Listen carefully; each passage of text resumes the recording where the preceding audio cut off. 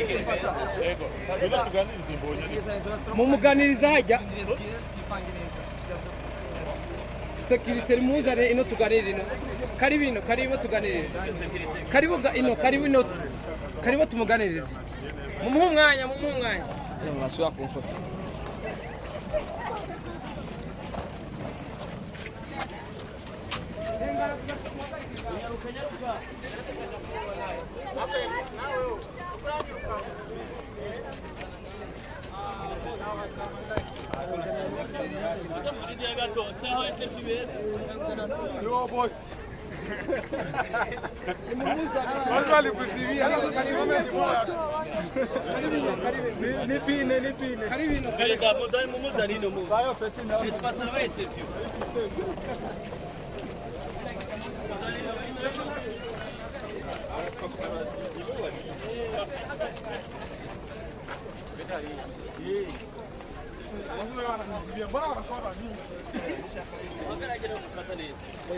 Karibu ngaho muhagare hano hanyuma bashobora kubaganiriza iminota 5 hama dushobore kugenda. Karibu Israel Mbonyi i Burundi twari tugutegereje vya hatari.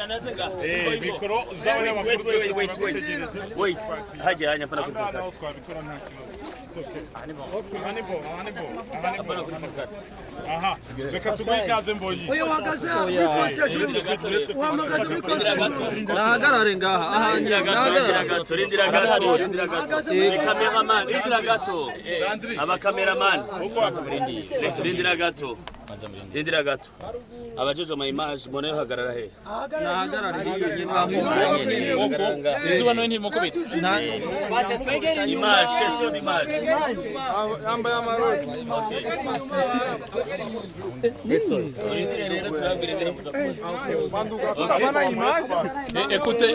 Écoutez.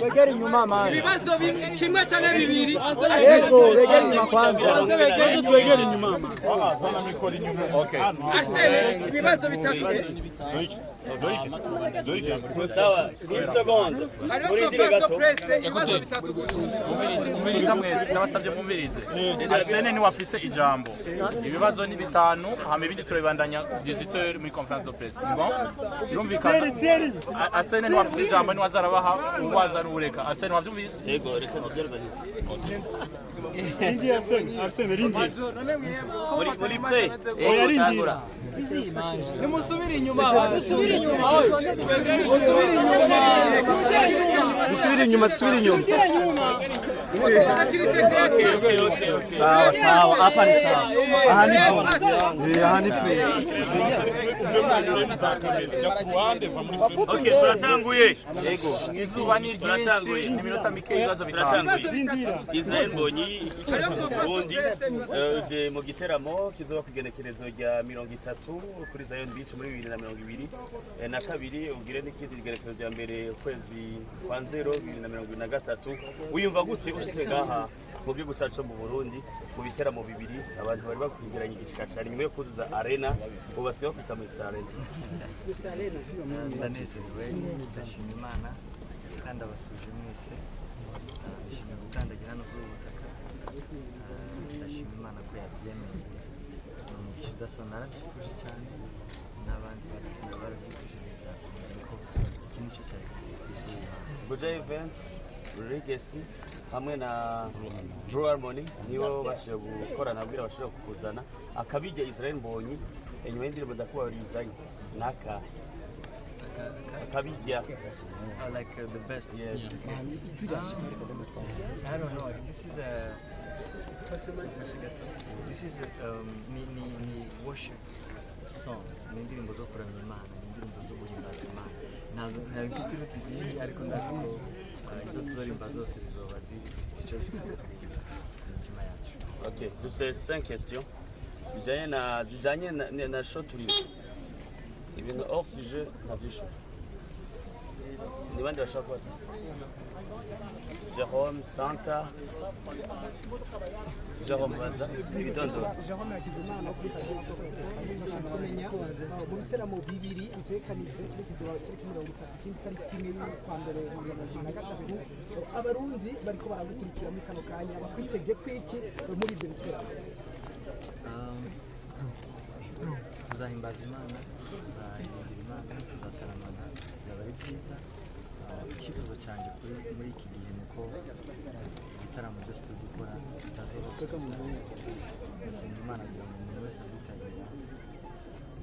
naza agwaye Imana izamukiza, naza ababaye Imana izamukiza ibyishimo. Kuririmba ntibibe kuririmba gusa, ahubwo bibe iyi si y'igihe irakeneye ibitangaza n'ibimenyetso kugira ngo bamenye ko Imana ikeneye abantu, ikintu ko Imana itwereka mu bintu bifatika. Icyo nicyo cyifuzo cyanjye. Santa Pidi Classic baza. Okay, naona si kibazo. Ni bon. Kelly Taone. Israel Mbonye uyumva gute kwanje shitse mu gihugu cy'u Burundi, nibaza niba ntihenze ni bwa mbere shitse nga mu gihugu cy'u Burundi, uyumva gute kwa bwa mbere mbere ko ndakubaza ikindi kibazo. Okay, ikibazo nashaka kubaza cyo mu kwa kabiri niki kivuga ati nk'umuntu aririmba gospel ukabona n'abantu baje kwakira, eske ku ruhande rwawe uyumva nk'umuntu w'umustar cyangwa uyumva nk'umuntu akorera Imana bisanzwe?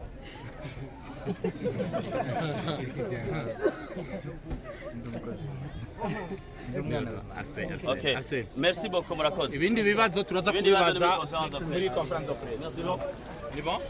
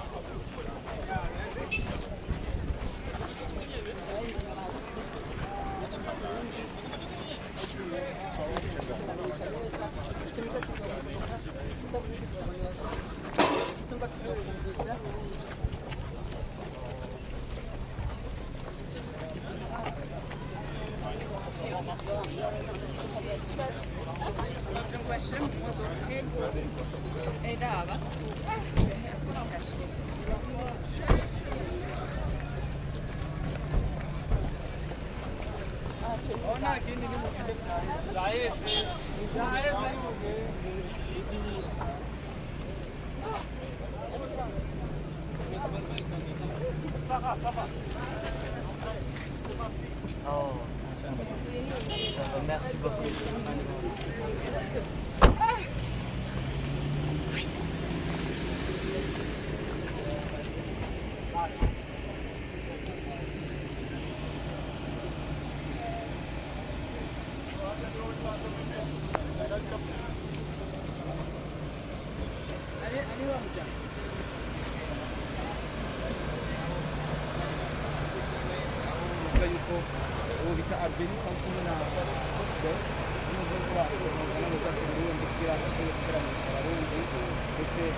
aho yavuze ati ubona nje mu gihugu sinjye n'umustar ahubwo nje umuntu aje guhimbaza Imana, ariko nanoti nyene aje kugakorera ariko twese muza kwigirosha na fresh ari makuru baje aho ku mashengero amayibizi nabonye ko ari abaje nuko ari kuvuga cyo kugona kuja event kuri mu ngo twakira kije muri conference de presse ya bibaza ko ari uko bimeze.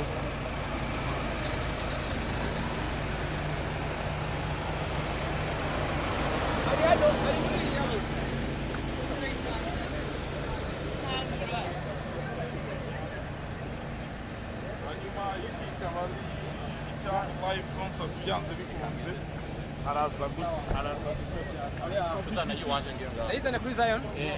Sawa ari kumwe nande nande?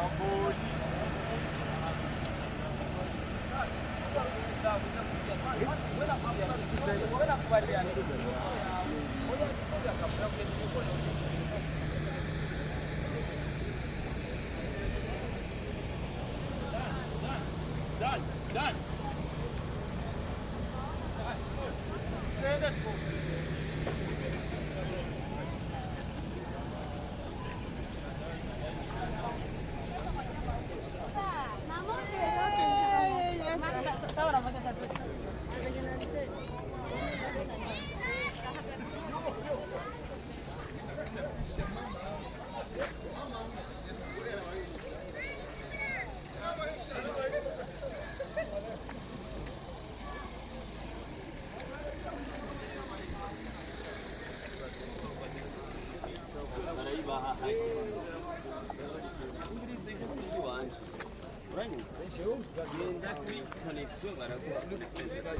Abazazanye amamashini nawe.